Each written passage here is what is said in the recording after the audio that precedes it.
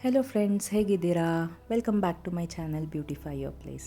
ಇವತ್ತು dry fruits laddu ಹೇಗೆ ಮಾಡೋದು ಅಂತ ಕ್ವಿಕ್ಕಾಗಿ, ಏನು ನಾವು ಒಲೆ ಹಚ್ಚದೆ ಹಾಗೆ ಎಲ್ಲ ಮಿಕ್ಸ್ ಮಾಡಿ ಒಂದು 10 ನಿಮಿಷದಲ್ಲಿ ಮಾಡ್ಬೋದು.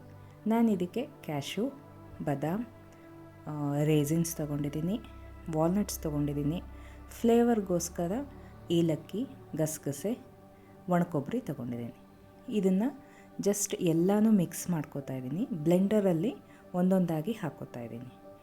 ಯಾರಿಗೆ ಮಕ್ಕಳಿಗೆ ಇಷ್ಟ ಆಗಲ್ಲ ಡ್ರೈ ಫ್ರೂಟ್ಸು, ಸ್ವಲ್ಪ ನುಣ್ಣದಾಗಿ ಮಾಡ್ಕೊಳ್ಳಿ, ಇಲ್ಲಾಂದರೆ ಸ್ವಲ್ಪ ತರಿಯಾಗಿ ಬಾಯಿಗೆ ಬರೋ ಹಾಗೆ ಮಾಡ್ಕೋಬೋದು. ಇದರಲ್ಲಿ ಬೆಲ್ಲ ಆಗಲಿ ಸಕ್ಕರೆ ಆಗಲಿ ಶುಗರ್ ಕಂಟೆಂಟ್ ಏನೂ ಇಲ್ಲ. ಸೊ ಇದು ಶುಗರ್ ಫ್ರೀ ಎನರ್ಜಿ ಬಾರ್ ಅಂತ ಹೇಳ್ಬೋದು.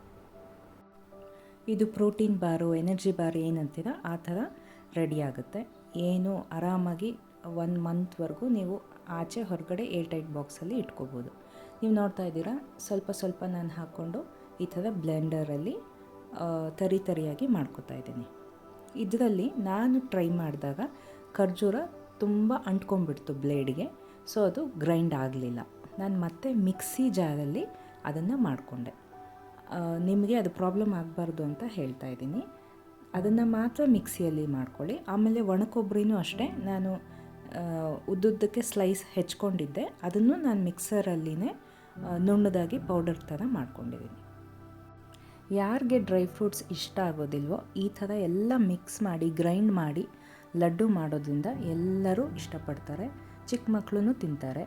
ಸ್ವಲ್ಪ ಸ್ಟಾರ್ಟಿಂಗ್ ಚಿಕ್ಕದಾಗಿ ಲಡ್ಡು ಮಾಡಿ ಸೈಜು, ಸೊ ಅವರಿಗೆ 1 ಬೈಟಲ್ಲಿ ತಿನ್ನೋ ಹಾಗಾದರೆ ಇಷ್ಟ ಆಗುತ್ತೆ. ಸೊ 1 ಲಡ್ಡು 1 ಗ್ಲಾಸ್ ಹಾಲು ಕುಡಿದ್ರೆ ಈವ್ನಿಂಗ್ ಸ್ನ್ಯಾಕ್ ಥರ ಆಗುತ್ತೆ. ಇದರಲ್ಲಿ ಗಸಗಸೆ ತೊಗೊಂಡಿದ್ದೀನಿ, ಏಲಕ್ಕಿ 1 5-6ನ ಚಿಕ್ಕದಾಗಿ ಪುಡಿ ಮಾಡ್ಕೋಬೇಕು.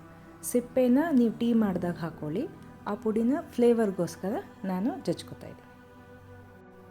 ಲೇಡೀಸು ನಾವು ಬೇಗ ಎದ್ಬಿಟ್ಟು ಅಡುಗೆ ಎಲ್ಲ ಮಾಡಿ ಬಾಕ್ಸ್ ಮಾಡಿ ವಾಕಿಂಗು ನಮ್ಮದು ಎಕ್ಸಸೈಸ್ ಎಲ್ಲ ಮಾಡೋಷ್ಟರಲ್ಲೇ ಟಿಫಿನ್ ಮಾಡೋಷ್ಟರಲ್ಲಿ ತುಂಬ ಲೇಟ್ ಆಗಿಬಿಡುತ್ತೆ. ಸೊ ಮಧ್ಯ ಇದು 1 ಲಡ್ಡು ತಿಂದರೆ ಒಂಥರ ಎನರ್ಜಿ ಇರುತ್ತೆ. ಸೊ ಎನರ್ಜಿ ಬಾರೋ ಅದೆಲ್ಲದಕ್ಕಿಂತ ಮನೆಯಲ್ಲಿ ನಾವೇ ಮಾಡಿ ಎತ್ತಿಟ್ಕೊಂಡು ರುಚಿಯಾಗಿ ತಿನ್ಬೋದು.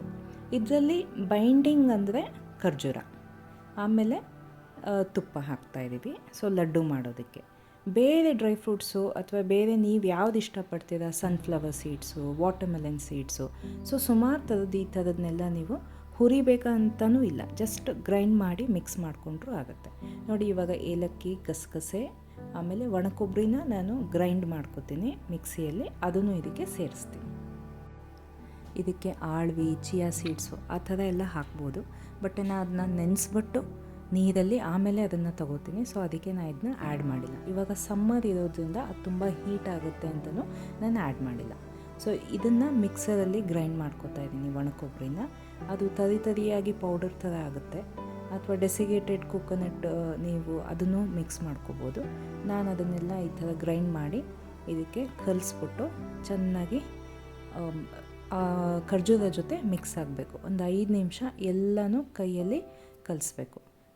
ಲಡ್ಡು ಮಾಡೋದಕ್ಕೆ ಎಷ್ಟು ಬೇಕೋ ಅಷ್ಟೇ ತುಪ್ಪ ಹಾಕ್ಕೋಬೋದು. ತುಪ್ಪ ಇಷ್ಟಪಡೋರು ಜಾಸ್ತಿ ಹಾಕ್ಕೊಳ್ಳಿ, ಇಲ್ಲಾಂದರೆ ಇದು ಆರಾಮಾಗಿ ಕೈಯಲ್ಲಿ ಶೇಪ್ ಕುತ್ಕೊಳುತ್ತೆ ಲಡ್ಡು ಥರ.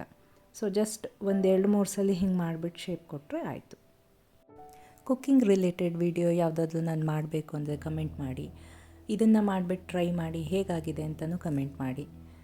I hope you like this.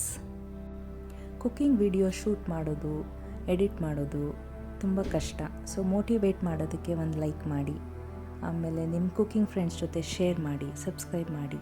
Thank you. ಹೆಲ್ದಿಯಾಗಿರಿ, ಹ್ಯಾಪಿಯಾಗಿರಿ. ನೆಕ್ಸ್ಟ್ ವಿಡಿಯೋದಲ್ಲಿ ಸಿಗೋಣ. ಬಾಯ್.